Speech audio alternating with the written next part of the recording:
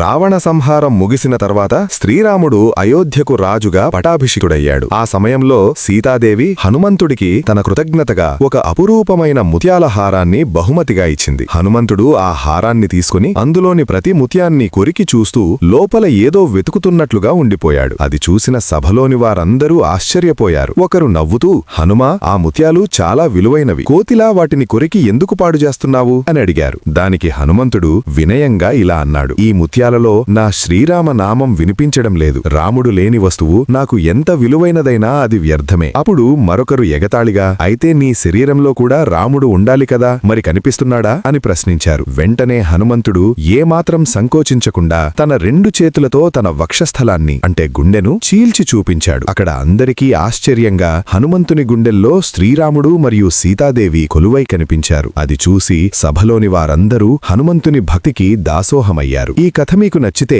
Like చేసి subscribe చేయండి.